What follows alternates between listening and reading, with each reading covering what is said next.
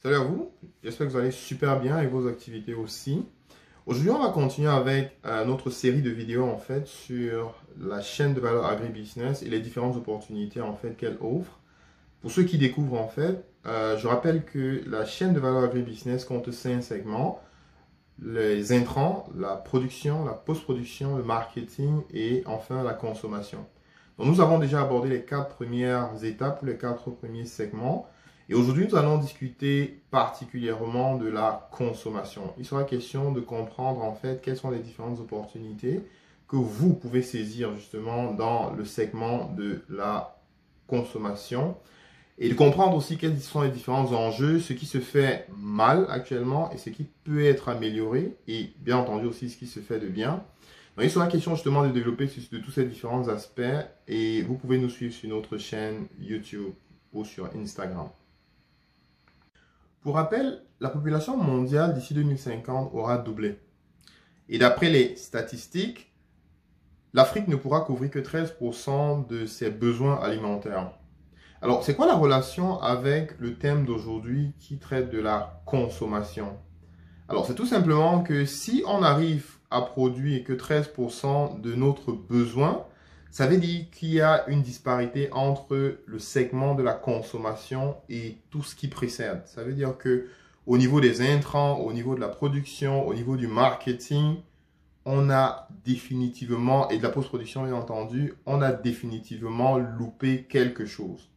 Alors, la raison pour laquelle on fait cette vidéo, c'est justement pour que les gens arrivent à comprendre et se réveillent qu'il est très important, et qu'ils comprennent justement qu'il est très important de pouvoir comprendre les besoins au niveau de la consommation afin de pouvoir les satisfaire au niveau de la production et tout ce qui est en amont. Alors, la question est de savoir quels sont les acteurs du segment de la consommation.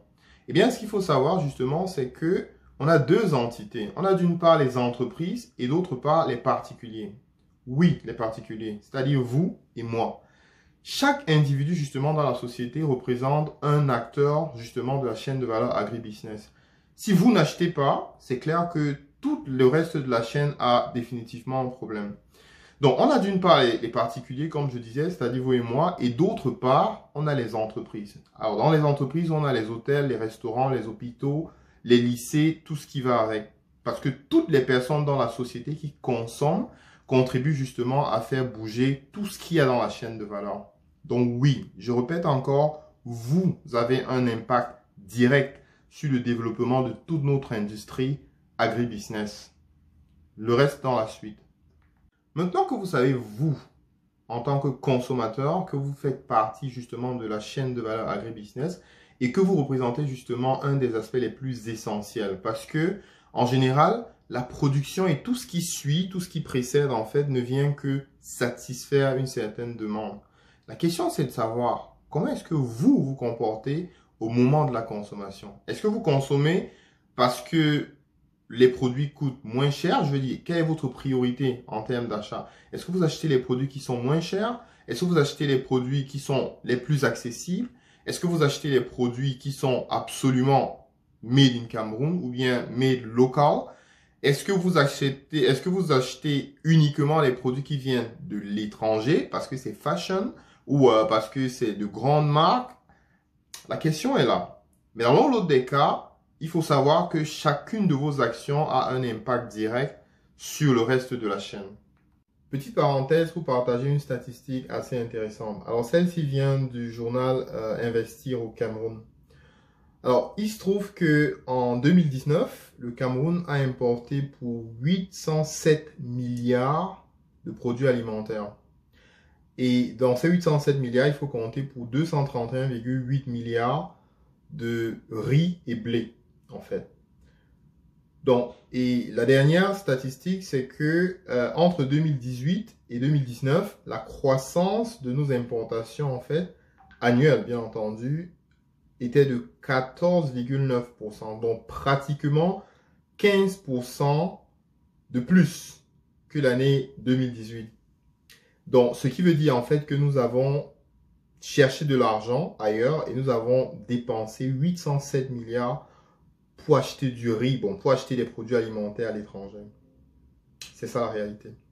Alors, si la croissance entre 2018 et 2019 des importations de produits alimentaires était de 14,9%, donc pratiquement 15%, et que justement le total était de 807 milliards de francs CFA, ceci vous donne un petit peu la tendance, non seulement de l'importation, mais aussi de l'opportunité qui se présente. Ça veut dire que on a besoin de produits localement pour une valeur de 807 milliards de francs CFA.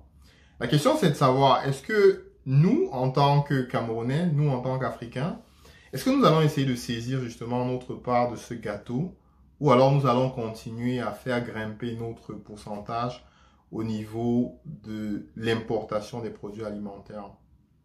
Qu'est-ce que vous faites aujourd'hui pour pouvoir contrer cette tendance?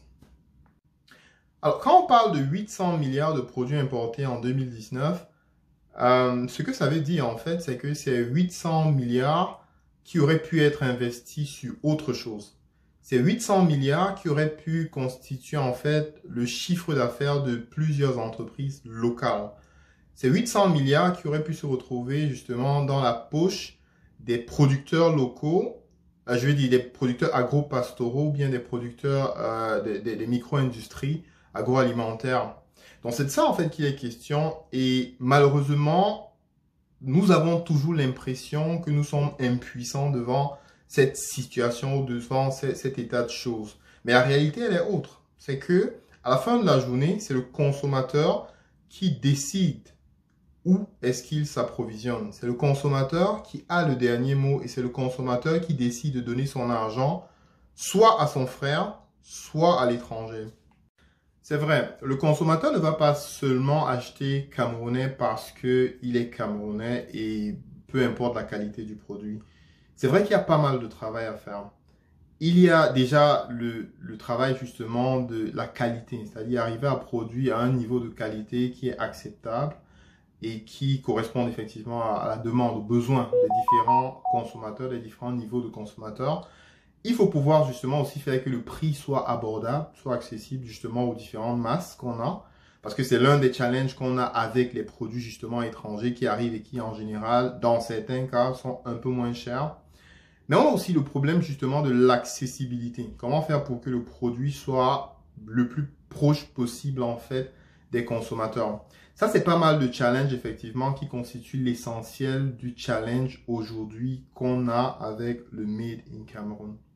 Le consommateur a en fait le pouvoir d'influencer le prix de vente d'un produit Made in Cameroon. Comment ça se fait? Ce qu'il faut comprendre, c'est que le producteur local, en général, il passe de petites commandes à son fournisseur. Il y a deux paramètres qui influencent justement le prix d'achat au niveau du fournisseur. Le premier, c'est la fréquence. Plus vous achetez à une certaine fréquence, à une fréquence fixe, les produits auprès de votre fournisseur de produits Made in Cameroon, plus celui-ci a la possibilité de transférer justement cette fréquence-là à ses fournisseurs. Le deuxième paramètre, c'est justement la quantité. Donc, si vous achetez à une certaine fréquence, si vous avez un groupe, si le producteur local a un groupe de clients qui achètent à une certaine fréquence, ça lui permet justement de pouvoir agrandir les quantités. Et plus les quantités sont grandes, moins le prix d'achat des ingrédients, en fait, des intrants, en fait, est grand. Et moins le prix de revient aussi est. Et du coup, la répercussion est nette au niveau de la vente.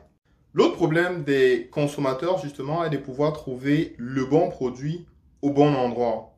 Et justement, ça, c'est un problème que Djangolo a essayé de résoudre, justement, avec sa plateforme de recherche qui permet, justement, pour chaque produit agroalimentaire camerounais, d'avoir toutes les informations, non seulement sur le prix, l'entreprise qui, en fait, produit ce produit-là, toutes les informations, bien entendu, liées à cette entreprise et à la marque, en fait, qui est mise sur le marché.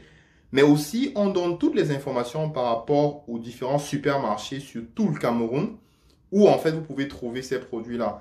Mais on fait plus que ça. On arrive à vous donner justement les prix et les contacts de chacune des boutiques ou des supermarchés dans lesquels vous pouvez trouver, en fait, ces produits.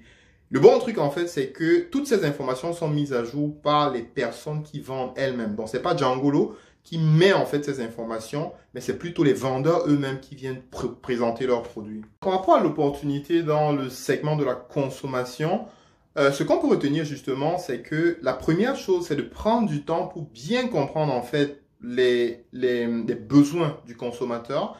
Et la deuxième chose, c'est de travailler véritablement pour comprendre, pour trouver en fait le bon produit qu'il faut mettre sur le marché qui réponde véritablement à la demande des consommateurs.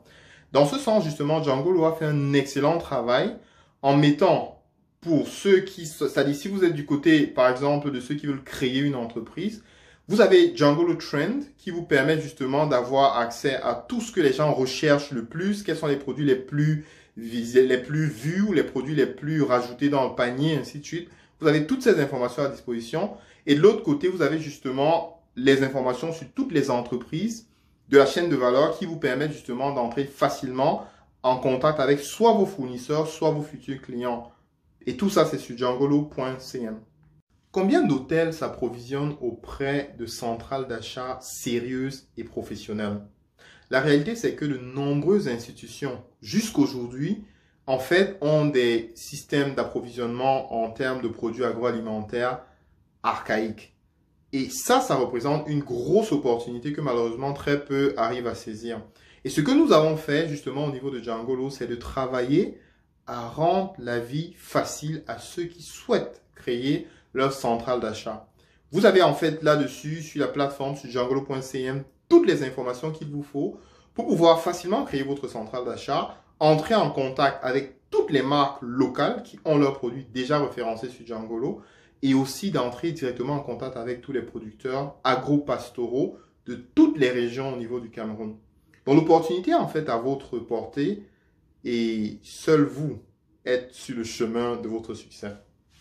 Rendu à la fin de cette série de vidéos sur l'agribusiness, la chaîne de valeur agribusiness et les opportunités, je voudrais partager deux aspects très importants, essentiels, qui découlent en fait du constat que nous avons fait sur les 4 dernières années d'existence de Djangolo.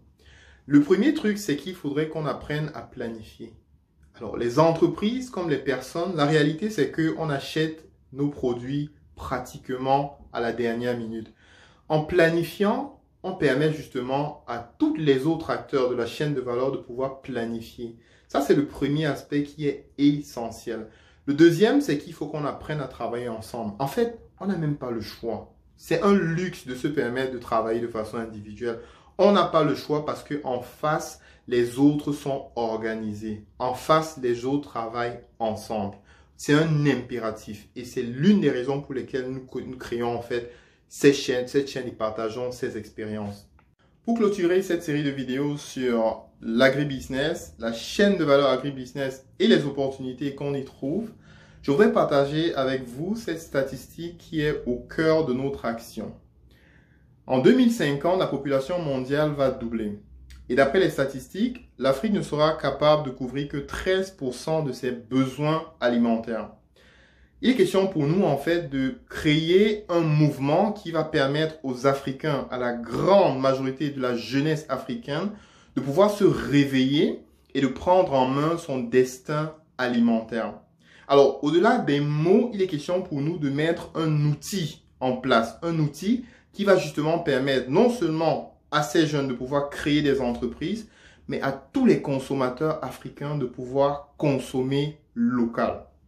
Telle est notre mission et nous vous invitons effectivement à rejoindre le mouvement en likant et en partageant nos vidéos.